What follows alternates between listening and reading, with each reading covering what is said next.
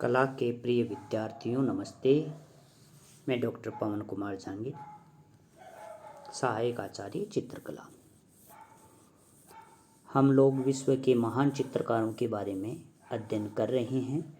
उसी क्रम को आगे बढ़ाते हुए आज हम कैरेवेजियो नामक प्रसिद्ध चित्रकार के बारे में अध्ययन एवं चर्चा करेंगे। ये जो सामने आप चित्र देख रहे हो, ये कैरेवेजियो का है, जो इटली का बहुत ही प्रसिद्ध चित्रकार रहा है।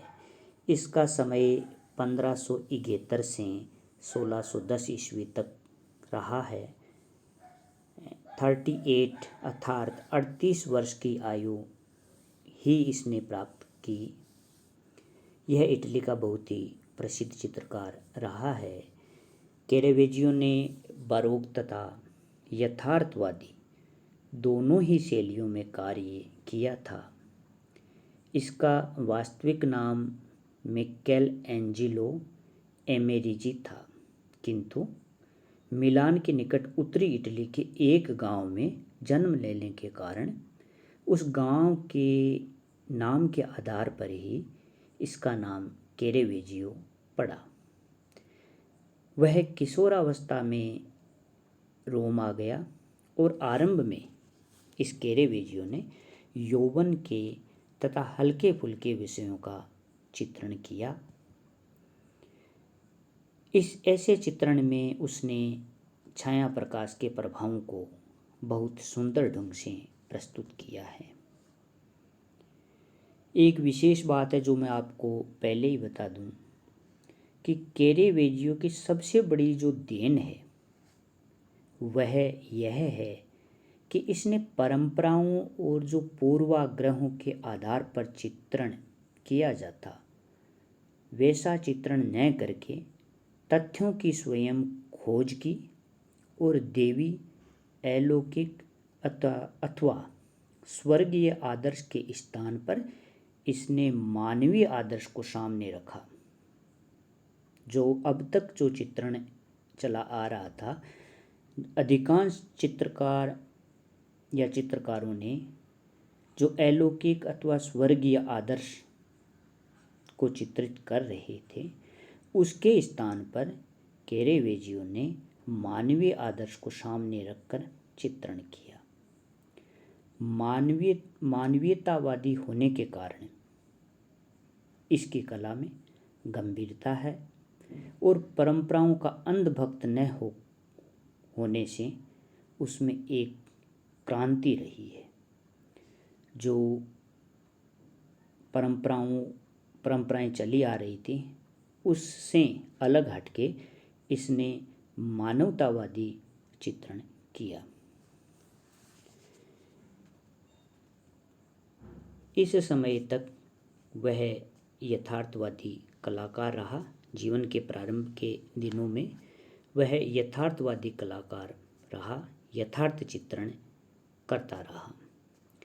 वह देख रहा था कि उस समय के कलाकार रोम, फ्लोरेंस तथा वेनिस आदि में पूर्ववर्ती आचार्यों जैसे तीशियन, तिनतोरेतो, रैफेल और माइकल एंजेलो की अनुकृतियां कर रहे थे। अधिकांश जो इसके समय के जो चित्रकार रहे हैं वह पूर्ववर्ती आचार्यों की अनुकृतियां, उनके चित्रों की अनुकृतियां कर रहे थे। इसने ऐसा अनुभव किया कि कला पर आधारित कला पतन की ओर ले जाती है। किसने? कैरेवेजियो ने यह अनुभव किया कि कला पर आधारित कला पतन की ओर ले जाती है।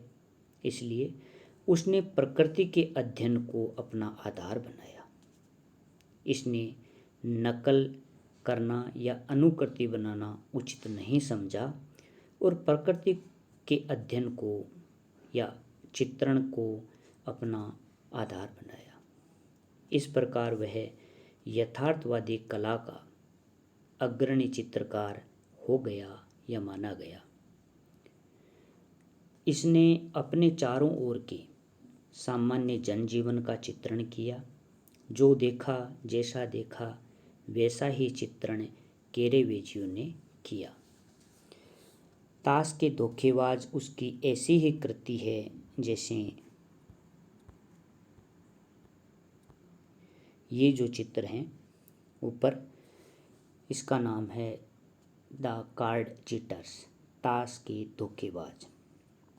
इसमें जैसा उसने देखा वैसा ही सामान्य जनजीवन का चित्रण किया। इसमें विषय तथा चित्रण विधि दोनों में नवीनता है। जो अब तक चित्रण चला आ रहा था उससे अलग हटकर विषय बिल्कुल सामान्य लिया। अब तक जो मानवीय या अलौकिक या स्वर्गीय जो आदर्शों का चित्रण हो रहा था उसके विपरीत इसने बिल्कुल सामान्य जनजीवन का चित्रण इसमें किया। आप इसको देखो, ताश के धोखेबाज इस चित्र का नाम रखा है। पर चित्रण की विधि में बहुत ही नवीनता है और विषय बिल्कुल सामान्य लिया गया, परंतु विषय की नाटकीयता को बढ़ाने में छाया प्रकाश का बहुत अच्छे ढंग से प्रयोग इसमें किया गया है। यहाँ हम विषय के अलावा जो विशेष बात देखते हैं कि छाया प्रकाश के माध्यम से इसमें नाटकीयता को बढ़ाया गया है। अंधेरे भागों को उसमें बहुत गहरा दिखाकर प्रकाशित भागों की ओर दर्शकों का ध्यान आकृष्ट करने का प्रयत्न इस चित्र में किया गया है। छाया प्रकाश का जो अद्भुत प्रयोग है वह किया गया। अंधेरे भागों को बहुत गहरा दिखाया है और प्रकाशित भागों को प्रकाशित रूप में चित्रित करके दर्शकों का ध्यान इस ओर आकृष्ट अर्थात प्रकाश की ओर आकृष्ट करने का प्रयत्न इसके अंतर्गत कैरेवेजियो ने किया। आगे चलकर इनकी इस पद्धति से, इस विधि से वेलास्के तथा रेम्ब्रा जैसे कलाकार भी प्रभावित रहे हैं।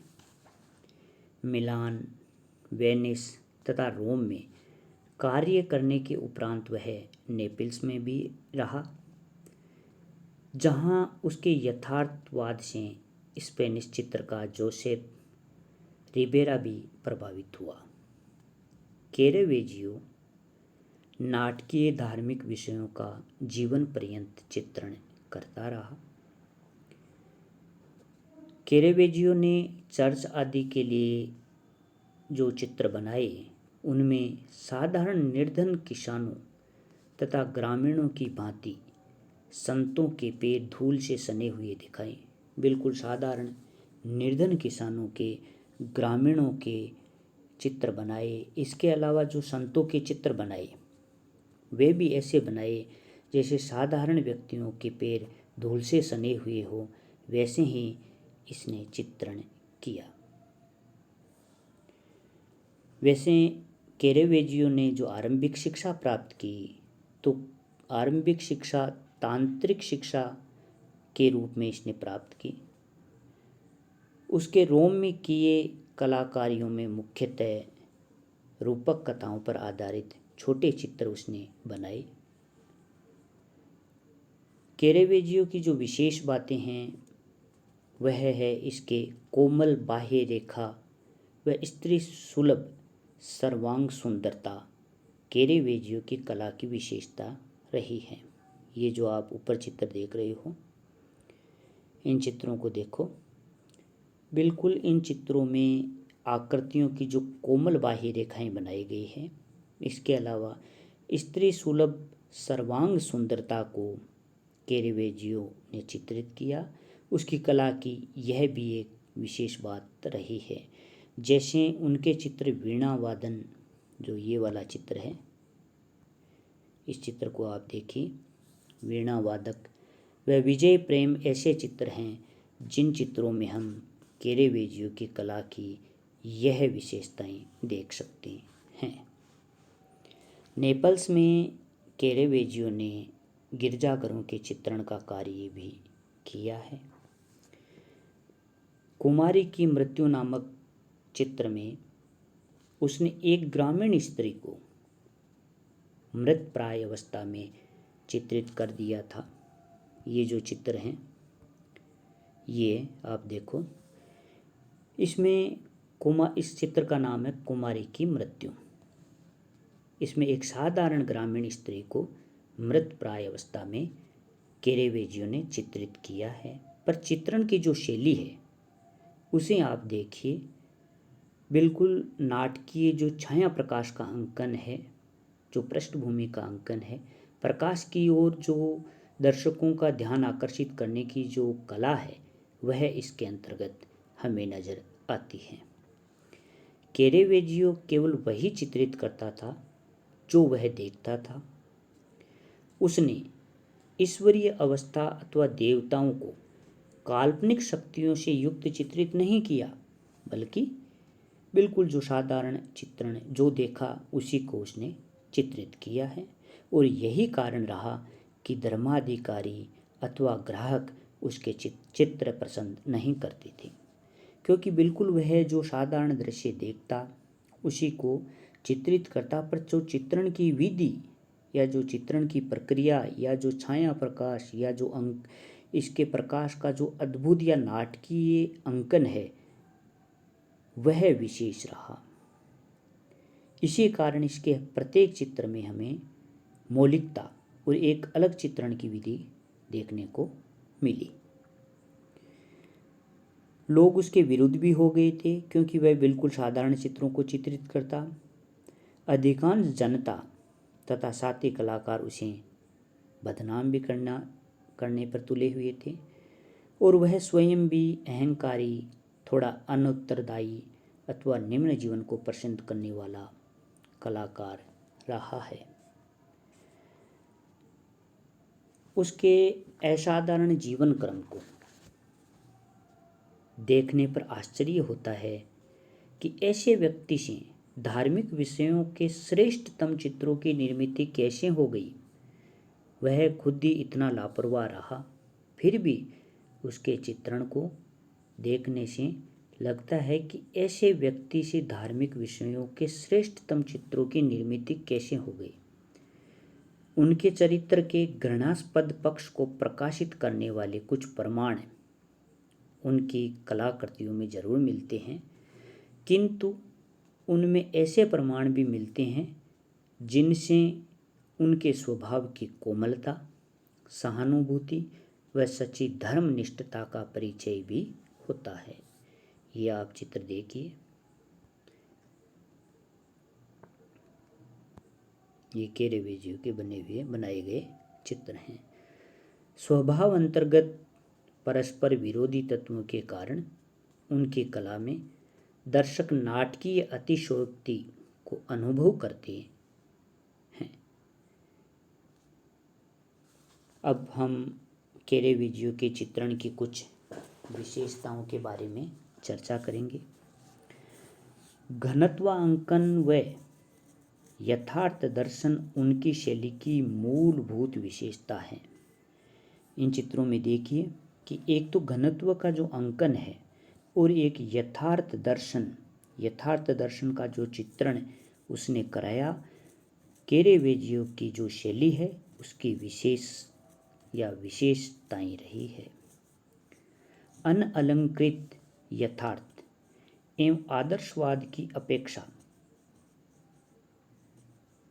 अनअलंकृत यथार्थ एवं आदर्शवाद की उपेक्षा के तत्व उनके आरंभिक चित्र संत मैथ्यू की अंतः प्रेरणा में हमें स्पष्ट दिखाई देते हैं, जो चित्र अब नष्ट हो चुका है। कैरेवेजियो प्राय विषय वस्तुओं को अवलोकन के ऐसे समतल पर चित्रित करते जो जमीन के समानांतर हो, जिससे दर्शक को दृश्य समीप के धरातल पर घटित हो रहा हो। उसको ऐसे लगता कि जैसे दृश्य समीप के धरातल पर ही घटित हो रहा हो, ऐसा चित्रण उसने किया है। जैसा यथातथ्य दिखाई देता वह उसके प्रति आत्मीयता का अनुभव करता और वैसा ही वह चित्रण कर देता। 17वीं सदी में बहुत लोकप्रिय हुए उनके चित्र ईसा का दफन में उन्होंने इसी तरह के दृष्टिकोण को अपनाया।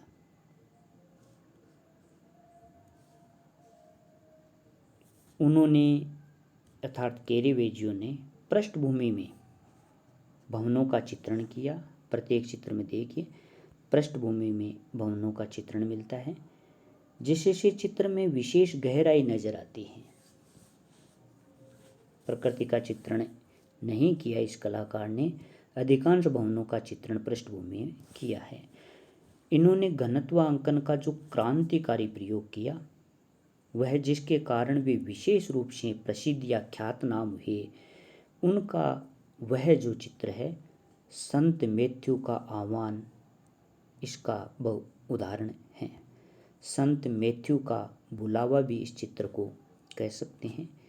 ये जो चित्र है यह है संत मैथ्यू का बुलावा या आह्वान। यह बहुत ही प्रभावशाली प्रभावपूर्ण चित्र माना जाता है। चित्र के अंतर्गत आप देखिए नाटकीय प्रकाश नैसर्गिक प्रकाश से पूर्णतया भिन्न व अलौकिक आभा युक्त है। इसमें आप देखो कि आपकी नज़र या दृष्टि वहीं पर केंद्रित हो रही है जो प्रकाश आकृतियों पर गिर रहा है।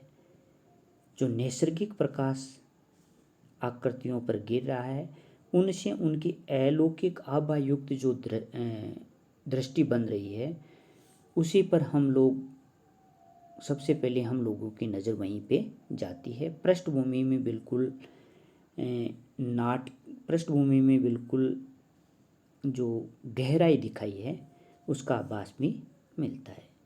चित्र के अंतर्गत नाटकीय प्रकाश नैसर्गिक प्रभाव से पूर्णतया भिन्न नजर आता है और अलौकिक आभा युक्त इसके अंतर्गत हमें नजर आता है। ये सब प्रयोग यथार्थ अंकन, जो जैसा देखा वैसा चित्रांकन करना, धरातल के समानांतर समतल पर दृश्य की योजना बनाना, अग्रभूमि में विषय वस्तु का संयोजन करना, पृष्ठभूमि में गहराई का अभाव, नाटकीय प्रकाश का प्रभाव, विषय को अधिक मानवतापूर्ण बनाने व दर्शकों की दृश्य के प्रति आत्मीयता जागृत कराने के उद्देश्य से इस चित्र के अंतर्गत कैरेवेजियो ने किया है। वह इसमें कैरेवेजियो ने कल्पनातीत सफल हुई। यही उनकी सबसे महान उपलब्धि व बरोक कला को देन रही। संत मैथ्यू का आत्म बलिदान, संत पॉल का मन परिवर्तन, कुमारी मेरी की मृत्यु उनके प्रसिद्ध चित्र हैं। ये जो चित्र हैं संत मैथ्यू का आह्वान या संत मैथ्यू का बुलावा। इस चित्र में आप देखिए इसके मैंने 2 टुकड़े किए हैं। इस चित्र में यहाँ पृष्ठभूमि में जो गहराई है और संत मैथ्यू को यहाँ दर्शाया है, इसमें आप देखिए। और यह जो नीचे हैं इसका दूसरा भाग है, अर्थात इसी चित्र के दूसरा टुकड़ा किया हुआ है, ये वाला ऊपर का जो भाग है।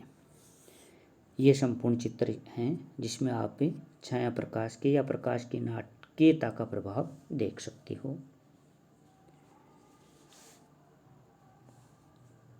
संत मैथ्यू का बुलावा। पीटर पॉल रूबेंस भी कैरेवेजियो का बहुत आदर करता रहा। हालांकि इटली में तो उसे यश नहीं मिला कैरेवेजियो को, किंतु इटली के बाहर उसकी कला का व्यापक प्रभाव पड़ा है। पीटर पॉल रूबेंस भी उससे प्रभावित रहा।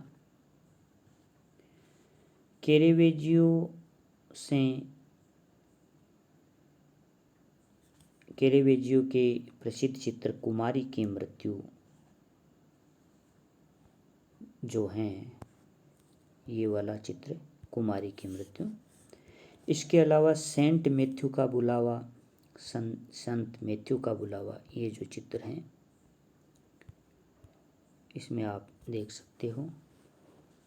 बेकस तथा एमाउस का भोज, ये वाला चित्र आप देखिए। बेकस तथा एमाउस का भोज आदि कैरेवेजियो की प्रमुख चित्राकृतियाँ हैं। तो इस प्रकार हम देखते हैं कि कैरेवेजियो ने परंपराओं अथवा पूर्वाग्रहों के आधार पर चित्रण न करके तथ्यों को स्वयं खोज की और देवी, अलौकिक अथवा स्वर्गीय आदर्श के स्थान पर मानवीय आदर्श को सामने रखकर इस कलाकार ने चित्रण किया। इसके अलावा घनत्वांकन का जो क्रांतिकारी प्रयोग उसने किया, उसके कारण भी वो विशेष रूप से प्रसिद्ध रहे हैं। ये जो नीचे चित्र हैं, ये आप देखो, ये कैरेवेजियो के द्वारा बनाए गए चित्र हैं।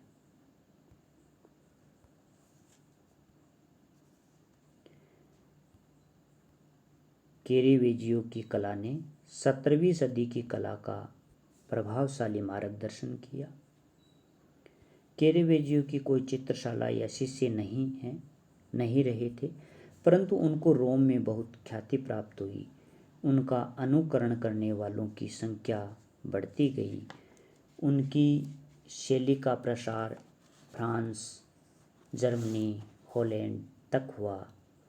उनके अनुकरण करने वाले उनके व्यक्तिगत दृष्टिकोण की अपेक्षा उनकी शैली के घनत्वांकन, संयोजन जैसे आकर्षक तत्वों से प्रभावित थे। इस प्रकार हम देखते हैं कि कैरेवेजियो ने चित्रकला के इतिहास में या चित्रण की विधि में एक नवीन प्रयोग करके सभी को प्रभावित किया है। ये सारे चित्र कैरेवेजियो नामक कलाकार के हैं। इस प्रकार आज के इस अध्याय में हमने कैरेवेजियो के जीवन, उनके प्रमुख चित्र एवं चित्रों की विशेषताओं के बारे में अध्ययन किया है।